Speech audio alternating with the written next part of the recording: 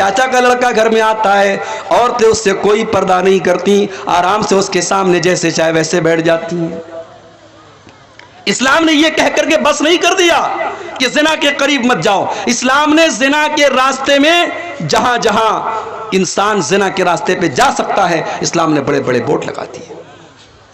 آپ حیرت کریں گے میرے بھائیوں، میری ماں اور بہنوں، اللہ تعالیٰ نے قرآن میں یہاں تک بتایا کہ عورت دوپٹہ کیسے پہنے گی۔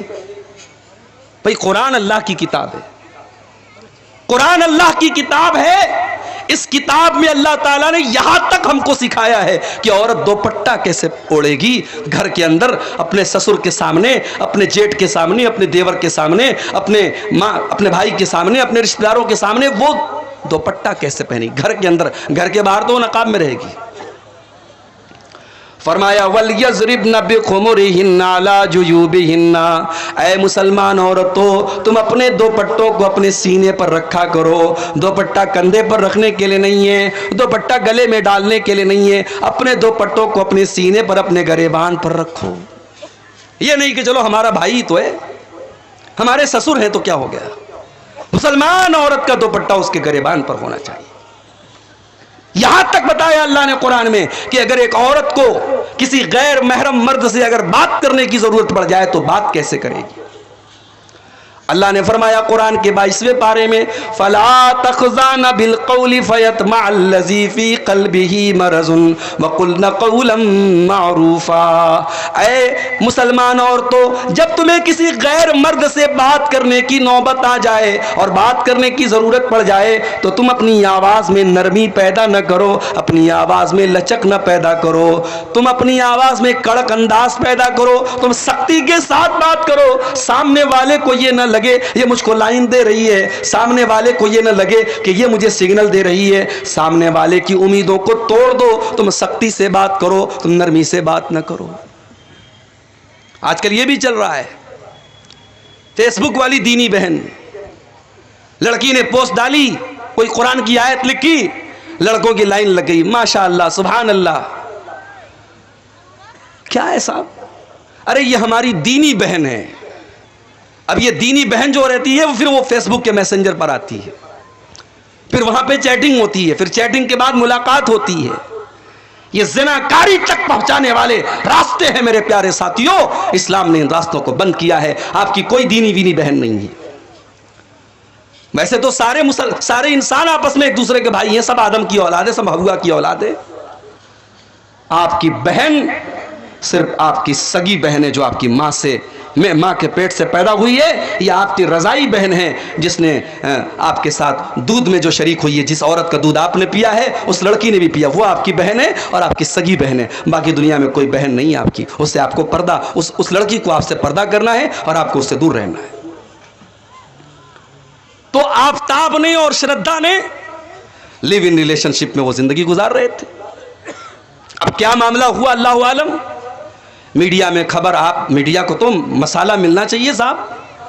مسلمان لڑکے کا نام مسلمان ہے، لڑکی کا ہندو ہے، اتنا کافی ہے میڈیا کے لیے۔ اس نے 28 ٹکڑے کیے تھے اپنی محبوبہ کے، اس کی لاش کے 28 ٹکڑے کیے تھے اور اس کو فریز میں رکھا تھا۔ اب میڈیا والوں کو نفرت پھیلانے کا ایک موقع مل گیا کہ مسلمان تو ایسے ہوتے ہیں۔ میرے بھائیوں یہ حالات کیوں ہیں؟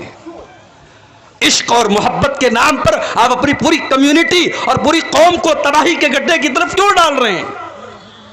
اسلام میں کوئی عشق نہیں ہے، اسلام میں محبت ہے، اور یہ محبت بھی کون سی محبت ہے؟ جو نکاح کے بعد ہوتی ہے۔ اسلام میں نکاح کے بعد محبت ہوتی ہے، محبت کے بعد نکاح نہیں ہوتا۔ اسلام میں لو میرج نہیں ہے، اسلام کا یہ طریقہ ہی نہیں ہے کہ پہلے لڑکی کو پسند کرو پھر نکاح کرو۔ اسلام یہ کہتا ہے رشتہ دیکھو، لڑکی پسند آ جائے نکاح کر لو، محبت کر کے نکاح کرو۔ یہ اسلام کا کانسیپٹ نہیں، اسلام میں لو میرج نہیں ہے۔ اور اللہ کی قسم جو محبت نکاح کے ذریعے پیدا ہوتی ہے وہ کالج کے کیمپس میں نہیں پیدا ہو سکتی، وہ ہاسٹل کے کمروں میں نہیں پیدا ہو سکتی، وہ کٹیہار کے پارکوں میں نہیں پیدا ہو سکتی، وہ ریسٹورنٹ میں نہیں پیدا ہو سکتی، وہ زنا کے اڈوں پر نہیں پیدا ہو سکتی۔ جو محبت نکاح کے ذریعے جنم لیتی ہے، جانتے ہو نکاح والی محبت کیسی ہوتی ہے؟ 60 साल का बूढ़ा है, 50 साल की बुढ़िया है। न बुढ़िया के अंदर अब कोई खूबसूरती बची है, न बुढ़े के अंदर अब कोई ताकत बची है। लेकिन बुढ़िया को खांसी आती है तो बूढ़ा बेचैन हो जाता है, बूढ़े के पेट में दर्द होता है, बुढ़िया बेचैन हो जाती है। बुढ़िया 2 दिन के लिए मायके चली जाती है, बूढ़े को रात में नींद नहीं आती है। बूढ़े के सर में रात में दर्द होता है, बुढ़िया अपनी नींद कुर्बान करके अपने शौहर के सर को दबाती है। ये प्यार है मेरे भाई, ये ट्रू लव है, ये मोहब्बत है। ये मोहब्बत किसने पैदा की? अल्लाह ने मोहब्बत पैदा की। वमिन आयातिही अन खलक़ लकुम मिन अनफुसिकुम अज़वाजन लितस्कुनू इलैहा वजअल बैनकुम मवद्दतन व रहमा। मेरे बंदो, अल्लाह की बहुत बड़ी निशानी ये भी है, उसने तुम्हारे लिए तुम्हारे जोड़े बनाए, उसने तुम्हारे लिए तुम्हारी बीवियों को बनाया ताकि तुम उनसे सुकून हासिल करो। वजअल बैनकुम मवद्दतन व रहमा, और अल्लाह ने मियाँ बीवी के दरमियान मोहब्बत डाल दी, रहमत डाल दी। अल्लाह ने शौहर और बीवी के दरमियान मोहब्बत पैदा कर दी। लड़का लड़की को नहीं जानता, उसने कभी शक्ल भी शादी के पहले नहीं देखी थी। उसके माँ बाप गए, लड़की को पसंद किया, निकाह हो गया। मौलवी साहब ने अल्लाह का कुरान पढ़ा, कलाम पढ़ा, निकाह हो गया। दोनों में इतनी मोहब्बत हो गई, इतनी मोहब्बत हो गई कि लड़का अगर परदेश में जाने लगता है, लड़की की आंखों से आंसू बहने लगते हैं। वो अपने शौहर की जुदाई बर्दाश्त नहीं कर पाती। अल्लाह ने फरमाया ये मोहब्बत पैदा करने वाले हम हैं। मेरे बंदो, ये सच्ची मोहब्बत है, ये सच्चा प्यार है जो उसके दिल में हमने डाला है, जो शौहर के दिल में बीवी के लिए हमने डाला, जो बीवी के दिल में शौहर के लिए हमने डाला। आज हमारा नौजवान ज़िना के अड्डों की तरफ जा रहा है। मुसलमान लड़कियां आज गैरों के साथ भाग रही हैं, मुर्तद हो रही हैं।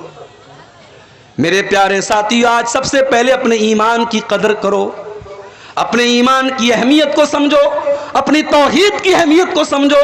अपने सर को अल्लाह के अलावा किसी और के दर पे न झुकाओ। बहुत से अहले हदीसों के घर में भी तावीज़ पहना जा रहा है। बच्चों की मालिश हो रही है, माँ पेशानी पर टीका लगाती है। पूछो टीका क्यों लगाती हो? कहती है नजर ना लग जाए। बच्चा बीमार हो गया, गले में काले रंग का धागा बांध देती है। बच्ची बीमार हो गई, पेट में धागा बांध देती है। अहले हदीसों के घरों में ये सब होने लगा है। माफ कीजिएगा, अगर तौहीद में कमी है, अगर तौहीद गड़बड़ है, तो हमें और आपको अपने आप को अहले हदीस कहने का कोई हक नहीं। वो अहले हदीस हो ही नहीं सकता जिसके घर में तौहीद ना हो, जिसके दिल में तौहीद ना हो। अरे हमारे बहुत सारे भाई कहते हैं ना, हम कयामत के दिन नबी का दामन नहीं छोड़ेंगे। अरे नबी का दामन वो पकड़ेगा जो तौहीद पर होगा। आइए बड़ी प्यारी हदीस आपको सुनाता हूं। कयामत के दिन अल्लाह के नबी किसकी शफाअत करेंगे, किसका दामन मिलेगा, नबी का दामन किसको मिलेगा? जरा इस हदीस को अपने सामने रखिए। सही बुखारी के अल्फाज हैं। हजरत अबू हुरैरा कहते हैं कि मैंने अल्लाह के नबी से सवाल किया, अच्छा अबू हुरैरा कौन है? जानते हैं आप अबू हुरैरा कौन है? पता है? बोलो भाई, सो रहे हो या जाग रहे हो? अबू हुरैरा कौन है? सहाबी हैं, बस इतना मालूम है, सहाबी हैं। और कुछ? अबू हुरैरा वो सहाबी हैं, उनका कोई काम धंधा नहीं, कोई तिजारत नहीं, कोई बिजनेस नहीं, कोई दुकान नहीं। उनका बस एक ही काम है, वो 24 घंटे नबी के दरवाजे पर रहते हैं, नबी के साथ रहते हैं, नबी की बातों को नोट करते हैं, नबी की हदीसों को नोट करते हैं, उनको सुनते हैं और याद करते हैं। आज 1 घंटे की तकरीर हमको आपके सामने करनी है तो हम मोबाइल का सहारा लेते हैं। कोई हदीस पढ़नी है, सर्च करते हैं कि हदीस एक बार रिपीट कर लूं, हदीस सही है कि नहीं, सही पढ़ रहा हूं कि नहीं पढ़ रहा हूं। अबू हुरैरा के दौर में मोबाइल नहीं था, कंप्यूटर नहीं था, लिखने पढ़ने का रिवाज नहीं था, मगर अल्लाह ने अबू हुरैरा को गजब की मेमोरी दी थी। 5274 हदीसों को अबू हुरैरा ने याद किया था। 5274 हदीसों को हजरत अबू हुरैरा ने याद किया था मेरे भाइयों, और पूरा मिनवान जैसे नबी से सुना था वैसे उम्मत को पहुंचाया था। अबू हुरैरा अल्लाह के